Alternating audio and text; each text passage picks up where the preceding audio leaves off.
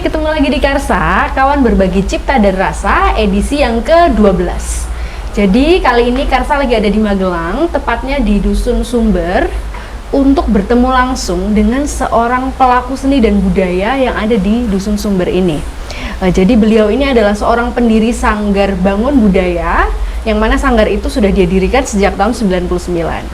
Kemudian beliau ini juga tergabung dalam Padepokan Cipta Budaya di desa Dusun Tutup Ngisor di Sumber. Di samping itu beliau ini juga aktif membina pemuda yang ada di sini dalam berkegiatan seni, ya seni karawitan dan juga seni tari gedrog. Kemudian beliau juga aktif mengelola jejaring komunitas masyarakat budaya Lima Gunung. Oke, tanpa berlama-lama, langsung aja kita ngobrol dengan Mas Untung pribadi. Ya. Halo Mas Untung, apa kabar? Ya, baik. Baik, sehat ya Mas ya? Sehat. Ini lagi banyak kegiatan apa ini Mas di Sanggar ini? Ya, untuk khususnya di Sanggar, memang selama COVID ini kita memang agak sedikit pengurangan untuk kegiatan. Karena kita juga harus mengikuti anjuran pemerintah juga. Kalau awal-awalnya sebelum COVID kita memang ada kegiatan rutin itu setiap hari Sabtu dan Minggu. Itu pentas. Jadi hari Sabtu itu kita ada latihan nari. Oh ya. Ada latihan nari, kebetulan yang membina anak-anak di lingkup sini di tetangga di sini ini. Ada keponakan saya dan ada saya sendiri juga. Dan hari Minggu itu ada les bahasa Inggris untuk anak-anak SD, SMP. Jadi yang ngasih pembelajaran tentang les bahasa Inggris itu dari teman saya, kebetulan masih kakak tertua saya juga. Oh, masih satu keluarga ya? Oke, jadi memang itu ada latihan rutin, terus pentas juga rutin setiap minggu gitu ya, Mas? Ya, kalau pentas itu kita memang khususnya kalau di Sanggar sini itu kita kalau kegiatan memang 1 tahunan memang ada sendiri. Jadi ada ketika ada acara ulang tahun Sanggar atau ada acara mungkin ada teman dari kota datang sini untuk kita mengisi suasananya supaya bisa nyambung dengan kesenian gitu. Jadi untuk kebutuhan pentas itu kita agak terlalu fleksibel, jadi mengikuti kebutuhannya. Jadi untuk acara rutinnya memang Sanggar Bangun Budaya sendiri cuma ada satu, yaitu ulang tahun Sanggar di bulan Mei, tanggal 12 Mei. 12 Mei nanti ulang tahunnya ya. Tapi kalau latihan itu sering udah ada latihan rutinnya ya. Untuk kegiatan rutin kami tetap ada. Oke. Jadi Mas Untung ini kan seperti yang kita tahu, Mas Untung ini adalah cucu dari Romo Yoso Sudarmo, pendiri dari Padepokan Cipta Budaya gitu. Nah, aku pengen tahu nih, awal mula tumbuhnya kecintaan Mas Untung ini ke seni itu gimana sih sampai akhirnya mendirikan sebuah sanggar gitu? Ya, memang saya istilahnya saya adalah salah satu cucu dari yang Romo Yoso Sudarmo. Bahwa simbah saya itu dulu mendirikan sebuah padepokan, tempatnya di Tutup Ngisor itu dari tahun 37. Jadi kecintaan seni khususnya dari para putra atau para cucu atau cicit itu karena kecintaannya mungkin tidak dimulai dari kelas berapa atau umur berapa. Memang kecil? Dari kandungan. Dari kandungan sering mendengarkan alunan gamelan atau apa. Karena di sana setiap malam Jumat itu ada rutin latihan gamelan di sana. Jadi setiap malam Jumat terus kita ngambil hari pasaran juga, Senin Legi, terus hari Selasa Kliwon dan Senin Pon. Jadi itu ada rutin main gamelan. Jadi emang dari kecil ini ya? Iya. Sudah. Jadi dari kandungan memang sudah mendengarkan dengan kesenian. Gamelan. Jadi secara kontak mungkin kontak batin mungkin sudah terbentuk ya. Iya, betul. Terbentuk di kandungan. Tapi kalau dari Eyang sendiri gimana menumbuhkan kecintaan itu ke anak cucunya? Maksudnya apakah nih anak-anaknya harus rutin ikut latihan atau ada treatment sendiri supaya anak-anaknya tuh mau terjun ke seni juga gitu? Ya, kalau tuntutan sih nggak ada. Cuman kecintaan itu memang harus betul-betul tumbuh dari hati kita masing-masing kan. Cuman mungkin salah satunya metode yang ditinggalkan oleh Eyang sendiri itu setiap tahun membuat sebuah acara. Jadi setiap tahun itu membuat 4 acara. Itu acara yang paling terbesar adalah ulang tahun Padepokan itu di bulan Suro. Suro tanggal ngambil tanggal 14 tapi 14 Jawa pas bulan purnama. Itu acara terbesarnya. Biasanya kita lakukan 3 hari 3 malam. Wow, jadi itu macam-macam ya kesenian yang dipentaskan. Ya, ada kesenian pertunjukan wayang orang, ada kesenian lapangan. Mungkin modern dari teman-teman berbagai kota yang mau ikut berpartisipasi juga dibuka untuk dikasih ruang. Oke. Terus habis Suro itu untuk acara Maulud Nabi, peringatan Maulud Nabi. Setelah itu ada acara peringatan 17 Agustus Hari Kemerdekaan, itu kita ngambilnya tanggal 17 malam. Jadi memang dari paman saya yang sekarang memegang, Pak Sitra Sanjilin yang memegang Padepokan itu memang ditentukan dari pokoknya tanggal 17 ada peringatan Hari Kemerdekaan, nanti malam pasti ada acara. Pasti ada acara ya. Terus habis itu di bulan Idul Fitri. Idul Fitri kita yang penting tidak boleh mendahului dari hari Jumat pertama. Jadi ketika pas bulan Idul Fitri itu ternyata tibanya di hari Kamis, berarti besok malam Jumat harusnya boleh dipentaskan, tapi belum, masih ditunda aja karena waktunya masih sibuk, orang-orang masih pada sibuk. Terus diambil malam Jumatnya minggu depannya. Yang penting tidak mendahului dari Jumat yang pertama. Dan itu anak-anaknya memang sudah dilibatkan di kegiatan itu dari kecil ya? Iya, untuk anak-anak memang istilahnya dikenalkan seni. Itu sampai ada wayang bocah juga untuk ditutup misar. Jadi supaya biar tidak hanya yang berturut serta tuh ya nggak cuma yang dewasa, tapi dari anak-anak gitu anak-anak juga harus terlibat. Dan kebetulan memang semua anak cucu itu jadi hobinya di seni, jadi terbentuk seni ya lama-lama sudah menjadi sebuah kebutuhan. Jadi kalau kita nggak satu hari nggak berkesenian ya rasanya kok aneh ya, kurang ya, ada yang kurang ya. Ada yang nggak mandi tuh ya. Udah kayak gitu ya, saking itu udah jadi bagian di kehidupannya keluarga, kehidupan keseharian. Terus sampai akhirnya Mas untuk mendirikan sanggar ini sendiri, kenapa sampai wah kayaknya ini aku harus bikin sanggar ini? Ya itu mungkin sebuah unsur tidak kesengajaan saya atau apa, atau memang itu sebuah perjalanan saya sendiri. Awalnya itu saya memang tinggal di sini itu dari tahun 98, saya awal-awal tinggal di sini. Saya bergabung dengan teman-teman pemuda Sumber sini, dan di sebelumnya itu sini sudah ada kesenian namanya Kubro Siswo. Namanya Kubro Siswo itu tahun kalau nggak salah itu dari tahun 73. Jadi memang generasi-generasi yang sudah tua dan itu sudah sempat vakum, sudah nggak pernah eksis lagi pentas. Habis itu aku bergabung dengan teman-teman pemuda sini. Teman-teman pemuda sini istilahnya kadang karena saking akrabnya dengan saya, terus saya ajak main ke latihan ke Tutung Ngisor. Akhirnya selama 2 tahun, selama proses 2 tahun itu anak-anak sini pada senang dengan kesenian. Bagaimana kalau kita bikin kesenian aja, bikin kesenian baru. Akhirnya terbentuklah tahun 99 itu kita bikin sebuah paguyuban namanya Bangun Budoyo.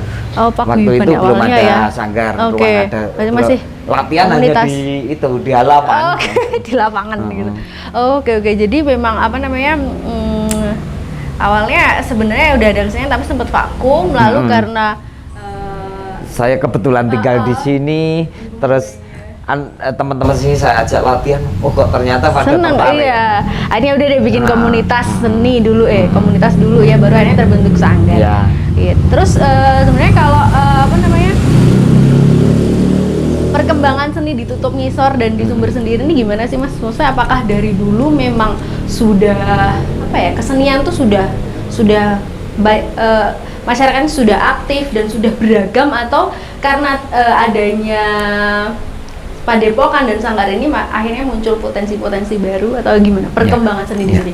Untuk perkembangan seni khususnya di Padepokan Cipto Budaya dan di Sanggar Bangun Budaya sendiri itu semenjak istilahnya saya berhadapan langsung dengan suasana yang sampai saat ini memang khususnya Desa Sumber itu memang penggiat seni memang banyak sekali. Oke. Seperti Desa Sumber itu ada 12 dusun. Iya. Itu yang nggak ada keseniannya cuma 2 kampung. Oh, 2 yang dusun. 10 semua Yang 10 berkesenian. mempunyai kesenian, Oh, mempunyai wow. komunitas, Kesenian. mempunyai paguyuban sendiri-sendiri. Oh, oke. Bahkan sampai jenis pertunjukannya itu beda-beda. Beragam juga. Wow. Beragam. Oh, oke, Walaupun oke. kesenian rakyat tapi mempunyai ragam Karakternya yang beda-beda. beda-beda. Oh, oke. Nggak sama, nggak. Kalau di Tutup Misor seperti Tutup Misor itu wayang orang. Di sini Beda lebih lagi. ke kerakyatan, namanya Oh. campur.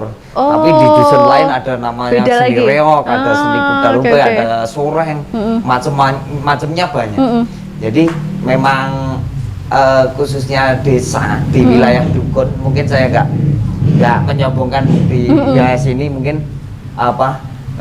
khususnya Desa Sumber itu memang ikonnya budaya. Jadi orang-orang penggiatnya budaya memang pusatnya Di sini ya, memang masyarakatnya itu kecintaannya terhadap seni itu emang tinggi ya. Ini udah kayak jadi bagian kehidupan sehari-hari ya. Iya. Oh, Terus oke. mungkin untuk perkembangan memang karena khususnya dari Tutup Misor, Padepokan Cipto Budaya maupun dari Sanggar Bangun Budaya sendiri itu lebih banyak sering dikunjungi oleh teman-teman dari Luar. Seniman kota. Mungkin kota akan Jogja. sangat mempengaruhi Eksistensi ini sendiri ya? eksistensi dari komunitas sendiri. Oh, oke. Jadi lebih menambah kreatif, lebih menambah pengalaman tentang dalam bidang seni. Seni. Oh, Jadi oke.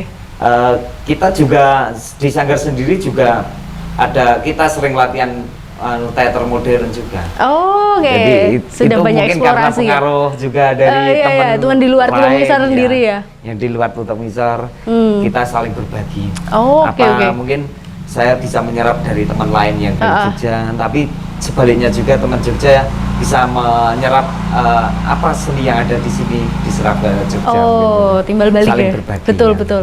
Jadi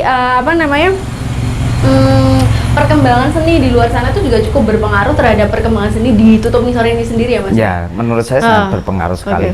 Dan itu di samping perkembangan seni di luar, itu juga perkembangan dari kita caranya membangun jejaring sama teman. Oh iya. Jadi betul. jejaring itu memang sangat penting sekali untuk menguatkan sebuah komunitas untuk tetap eksis dan bisa berkarya lebih modern atau Iya, betul. Lebih tapi bagaimana sih Mas Untung ini mengelola jejaring itu dengan komunitas di luar Tutup Misor sendiri gitu? Ya lebih banyak kami lebih ketemunya di dalam sebuah acara. Mungkin di acara Tutup Misor seperti ada 1 tahun 4 kali rutin itu. Terus ada ulang tahun di Sanggar sini. Jadi itu banyak mengajak orang luar juga. Banyak kita melibatkan teman-teman dari oke. luar. Terus di Festival Tolata Bujang kita juga sering ketemu teman-teman seniman dari kota. Oke. Terus di Lima Gunung kebetulan kami juga sering ikut dalam komunitas Lima Gunung juga. Oke. Jadi acara rutin kita ketemu dengan teman-teman seni itu ya ketemunya di festival dan di acara mungkin di Sanggar atau di Padepokan. Ada kemungkinan juga kami diundang oleh teman lain di komunitas Jogja, mungkin di komunitasnya Peppermoon kita diundang sana, kita ketemu dengan teman baru. Iya, berkolaborasi dengan juga pengalaman baru ya. Oke, jadi nggak cuma dari luar ke Tutup Misor, tapi Tutup Misor juga kadang berkolaborasi keluar ya. Dari situ tumbuh ibaratnya banyak sekali proses yang dilakukan seniman-seniman di Tutup Misor di luar itu akhirnya ilmu yang didapat itu jadi berpengaruh terhadap eksplorasi. Sangat mempengaruhi eksplorasi di kesenian di sini ya. Sini, ya. Oke. Mungkin dulu saya juga dapat mendengarkan dari cerita dari paman saya maupun putra-putranya Simbah. Simbah itu juga dulu orangnya berkelana. Oh iya. Mencari pengetahuan tentang istilahnya tentang seni itu di Solo, di Jogja gitu. Jadi memang seni itu memang kalau mau hidup ya kita harus nggak boleh males-malesan, harus Betul. tetap berproses. Terus gitu. proses berkembang, belajar Berproses terus. dan memperluas Iya, jaringan. betul paling sekali. utama. Nah itu juga penting untuk eksistensi komunitas ini sendiri ya.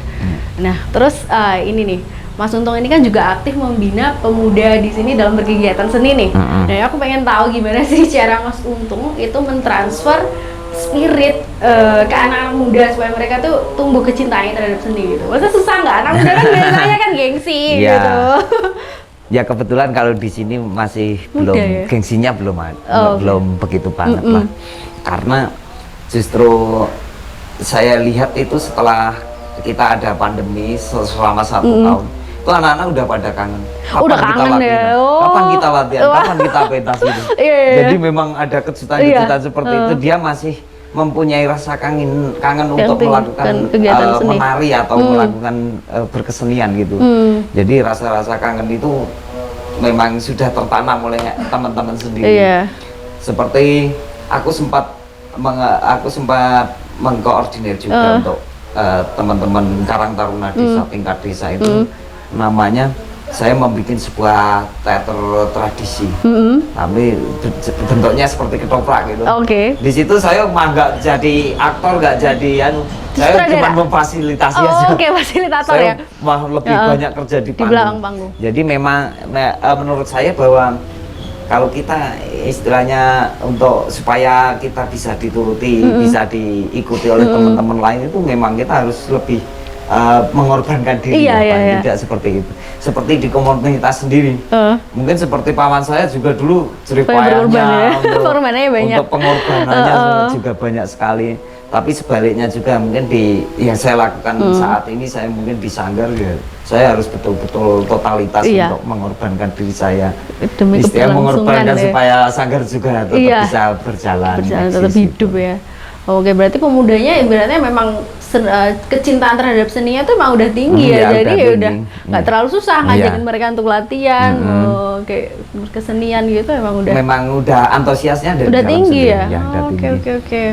Jadi khususnya Desa Sumber gitu memang setiap acara itu pasti ada bersentuhan dengan seni. Seperti ada acara karnaval 17-an sebelum Covid itu Iya. berbaunya Bikin seni. seni. Oh, Jadi iya. ada mungkin display penilaian ibu-ibu PKK, tapi dengan bentuk tarian gitu. Oh, semuanya Iya. bisa dibikin seni ya Iya, jadinya pokoknya ya. konsepnya dikonsep dengan seni. Ini kayaknya emang udah sangat melebur ya di sini ini. Ya Seni nggak tahu ini. mungkin karena kecintaannya Iya. lebih banyak mungkin. Iya. Di sini mayoritas mungkin paling berapa persen ya, istilahnya 80-20 ya. Yang 20 yang kurang gemar seni, Oh tapi ya, yang lebih 80 banyak yang lah lebih yang banyak. senang ya. Dan kebanyakan kalau yang pemuda ini apa Mas, kesenian yang mereka Lebih ke jalankan? kerakyatan, jadi ke Kerakyatan. tari dia. Oh, tari dan gamelan, karawitan gitu. Gamelan itu ada tapi ya memang peminatnya istilahnya Lebih sedikit ya? kurang ya. Oh. Karena ya, gamelan itu yang dibutuhkan rasa, adalah Iya, sebuah betul, rasa. betul. Kalau kita nggak bisa menikmati suara agungnya gamelan, ya Nggak kita dapet nggak ya? bisa mengenal, kita Iya. nggak bisa suka. Iya, betul. Oke, jadi kebanyakan malah lebih ke tari ya, Mbak. Cowok-cowok Iya. juga. Iya, karena sini orang itu kebanyakan pekerja keras kan. Istilahnya pekerja keras itu memang orangnya di sawah gitu loh. Oh iya. Jadi basicnya untuk apa? Gerak. Berkesenian ya kita lebih Tinggi ke ya? kerakyatan. Skill kakinya Oh, iya. yang kita tonjolkan. Oke. Jadi gerak-gerak kaki yang kita tonjolkan. Oke, dan itu tariannya ini di Sanggar ini punya tarian sendiri, tarian yang diciptakan Saya sendiri. khususnya Sanggar sini ada 2 karya yang kami sudah Ciptakan. istilahnya banyak orang yang tahu. Oke. Namanya itu nama Dayak Grasa. Dayak Itu Grasa. memang karya dari Sanggar sendiri. Oke. Dan kita eksplorasi bareng-bareng. Sebetulnya itu cuma sebuah referensi kesenian yang sudah ada, kita kemas lagi menjadi modern. Oh, oke. Tapi lebih ke basic skillnya, lebih skill ragamnya lebih ke Kakaknya kaki, ya. banyak menonjolkan gerakan kaki gitu. Oh, oke. Jadi memang Sanggar ini udah punya 2 tarian ya? Iya, 2 Memang ini tarian, khas. yang satu Dayak Grasa, yang Ya. satu itu Kelinceng Manis, itu memang buat Oh. khusus perempuan. Oh iya Jadi iya. kenapa kami menamakan tarian itu Gerincing Manis kan, bahwa itu adalah sebetulnya sebuah properti atau apa ya, kostum, bagian dari kostum yang ada bunyinya, itu namanya gerincing ya? Iya, ya. tahu gerincing. Jadi kalau dikenakan oleh seorang perempuan pasti akan menjadi manis atau indah. Oh iya, makanya gerincing manis. Ya. Oh, oke. Dan itu akhirnya tarian itu ditarikan rutin juga ya ketika ada kesenian. Ya, setiap apalagi kalau pas ulang tahun kita pasti dipentaskan karena ya. itu bagian dari khas karya Sanggar sendiri. Ya. Oke, Mas Untung, ini pertanyaan terakhir nih. Apa sih visi yang pengen Mas Untung capai gitu di dengan Sanggar ini, dalam atau ya visi yang pengen Mas Untung capai dalam lingkup seni budaya di Desa Sumber ini sendiri apa sih? Ya, mungkin khususnya dari saya bahwa saya di sini ada membuat sebuah patung. Itu konsepnya tentang kala. Jadi tentang waktu. Oh iya, waktu di situ saya gambarkan membawakan sebuah globus. Oh. Jadi membumi. Jadi harapan saya Sanggar itu supaya bisa mendunia. Oh iya. Seperti itu. Itu yang saya visualkan lewat patung. Karena itu pilihan saya juga, patung yang istilahnya saya pengennya seperti itu. Jadi mungkin upaya saya dan teman-teman Sanggar sendiri mungkin ya supaya bisa sesuai dengan apa yang saya kanakan. Saya tuangkan di patung itu ya. Jadi Mas Untung pengen kesenian yang memang kesenian di Desa Sumber ini bisa dikenal banyak orang dan bisa mendunia, banyak menginspirasi orang-orang juga. Ya, paling tidak bisa berbagi lah tentang pengalaman yang ada di sini dan pengalaman teman-teman lain. Oke. Dan kita akan membuka seluas-luasnya kepada teman-teman dari berbagai kota untuk belajar seni di sini, untuk berbagi. Tidak belajar, kita nggak ada guru, nggak ada murid, tapi berbagi. Semuanya sama, betul. Semuanya sama, semuanya saling berbagi ilmu untuk berkesenian bersama gitu. Yang penting kan tujuannya kita sama, hampir istilahnya satu tujuan gitu. Kita dulu sering sebelum pandemi juga sering berkolaborasi dengan teman-teman dengan isi Jogja juga, sering bikin acara di sini, namanya apa ya istilahnya itu, pertukaran mahasiswa. Tapi di sini nggak ada yang mahasiswa. Iya. Jadi kita cuman berketempatan, terus kita saling berbagi di situ, bikin sebuah karya, terus ada pertunjukan di isi. Oke. Kita sering dikunjungi seperti itu.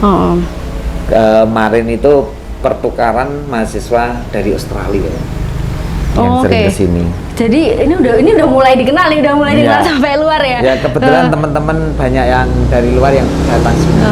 Tapi lebih banyak yang di Sanggar Pengubus sendiri, yang lebih banyak itu khususnya dari Prancis. Karena kami ada teman dari Prancis itu, dia sutradara teater namanya Kathy. Dia tinggal di sini lama dan kenal banget dengan teman-teman Sanggar sendiri. Jadi setiap teman Perancis, temennya Kathy mau datang ke Indonesia, kamu harus datang ke Bangun Budaya. Diwajibkan kamu harus ke sana. Ya. Secara tidak langsung dia mempublikasikan tentang Bangun mengenalkan Bangun Budaya di kancah internasional ya. Oke, thank you banget Mas Untung. Kita doakan semoga Sanggar ini terus sukses, terus eksis dan semakin dikenal seperti yang diimpikan oleh Mas Untung, bahwa Sanggar ini bisa mendunia gitu. Terima kasih doanya. Thank you banget Mas Untung. Sehat terus, sukses selalu. Dan buat teman-teman Nobar, makasih udah nonton Nobar edisi ke-12. Jangan lupa nonton edisi yang selanjutnya. Bye.